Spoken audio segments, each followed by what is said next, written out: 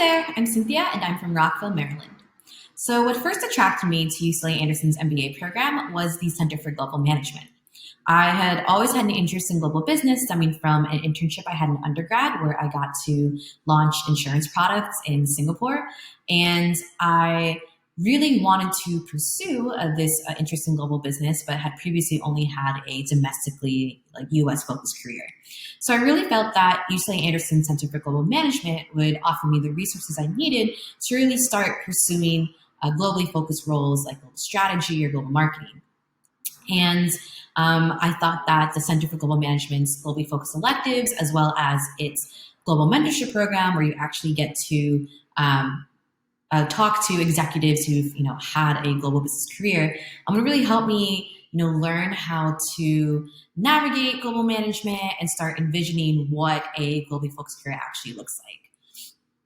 The second thing that attracted me to UCLA Anderson's MBA program was the school's culture for equity, diversity, and inclusion, which is what we call EDI. I was actually really fortunate to be able to see this culture of EDI firsthand when I visited Anderson in 2019 for the Embracing Diversity Conference. The Embracing Diversity Conference is a conference for prospective students from underrepresented backgrounds to really explore the culture at Anderson and what it has to offer, especially regarding to its commitment to equity, diversity, inclusion. And I say this a lot in my Why Anderson spiel, but essentially, I remember going to this conference and feeling like my identity and my values were, more represented and addressed in the first 15 minutes of the welcome remarks than they had ever been addressed in previous institutions and organizations that I've worked at. And so this conference was really transformative for me because it made me see how Anderson was a place where I could really become the business leader I wanted to be in terms of, incorporating values such as equity and diversity and justice into my professional career. And then finally, the final thing that really attracted me to UCLA Anderson's MBA program was the culture. Essentially, the sharing success principle was something that I actually got to witness firsthand. Again, at the Embracing Diversity Conference that I went to, I really just got to see and feel so much support from current students who were really invested in letting me know why Anderson was right for me. I remember within the first 10 minutes I visited campus, a second year, I walked up to the table of prospective students and asked us to, give an email address where he could send us a newsletter talking about how he was able to apply for fellowships to fund his degree. I also even lost my phone at this conference, and another second year lent me her laptop for an hour so I could help track down my phone. And it was things like this where just the kindness that Anderson students had for strangers, frankly, made me really feel as if I was really welcomed, and I felt really warm when visiting. And I really felt that I wanted to be a part of such a giving community. So I think the most valuable part of my experience in Anderson has been the opportunity to really develop myself as a leader, but in particular, a leader who is passionate about equity, diversity, and inclusion. So in previous institutions and companies that I've attended or worked at, equity, diversity, and inclusion was not something that was at the forefront of the company or the organization. It wasn't something that the organization was intentionally pursuing. In some cases, these topics and values were a little bit taboo or received a lot of pushback. And I was often told that these values that I hold personally very dear were not necessarily applicable for the business world, or were not the business world's responsibility. So it was really important for me when I came to Anderson to really take advantage of as many opportunities as possible where I could learn how business leaders were actually handling these values and handling the issues of promoting equity, diversity, inclusion, and creating a more equitable business world or equitable society at large. And so I had a lot of opportunities to do this, and I'm really thankful for. I got to do a case competition dedicated to racial justice, where I actually got to consult for Walmart and develop a solution for them to help promote justice for formerly incarcerated individuals who are hoping to regain employment. I took on a lot of VP leadership positions from identity clubs, professional clubs, in order to really, create events surrounding allyship, regarding starting intersectionality, to really start conversations about what it means to create a more diverse and equitable business world. I also ran a lot of events outside of these leadership positions at Anderson that are dedicated to equity, diversity, and inclusion, including Anderson's flagship Equity, Diversity, and Inclusion Conference, Embracing Diversity Week. And through running that conference, I really got to learn about how business leaders from all sorts of industries are addressing what equity, diversity, and inclusion looks like within their field, within their function.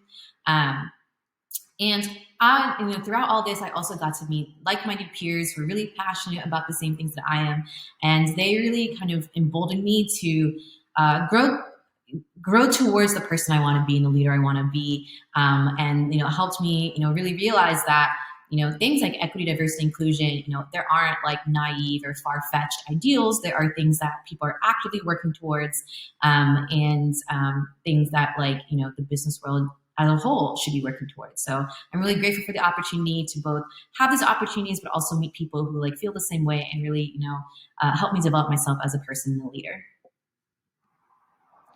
Now that I have my MBA, I'm really looking forward to jumpstarting my career in global business through my global marketing role at Merck, which is a large pharmaceutical company.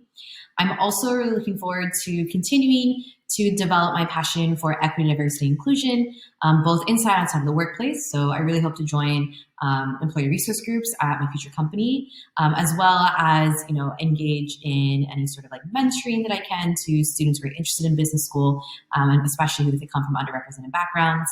I also really hope to continue to stay involved with Anderson as an alum, particularly an alum who's interested in pursuing or seeing Anderson continue to pursue equity, diversity, and inclusion initiatives. So these are all things that I'm really hoping to do once I graduate. If I could thank a few people that helped me along the way, the list would first start with Dean Heather Caruso, who is the Assistant Dean for Equity, Diversity, and Inclusion at Anderson.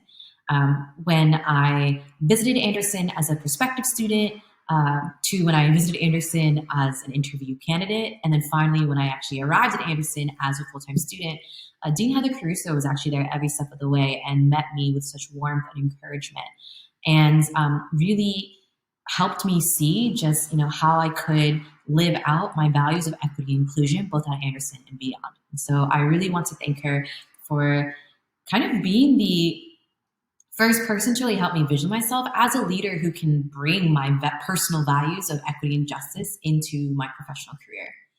I would also want to thank the Anderson Consortium class of 2022, who are just the most phenomenal people that I've met and been so privileged to be a part of.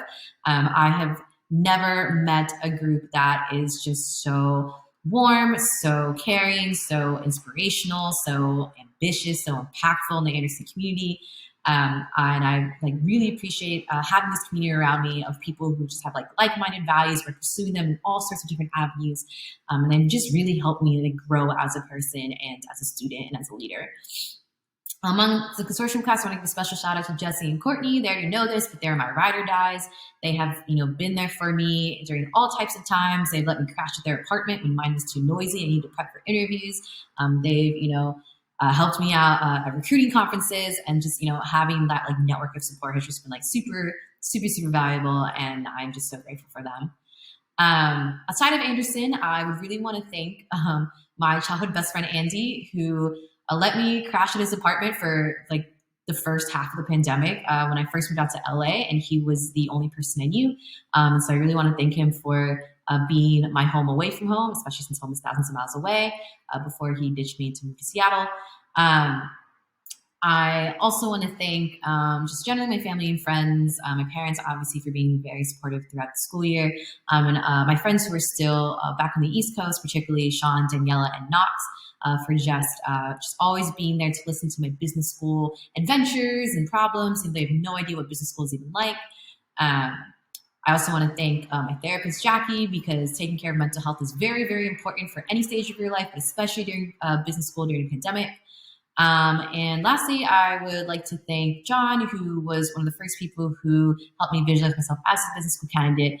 And during the application process, would remind me of every achievement I ever had at work and would tell me why it made me a really good candidate for business school. So yeah.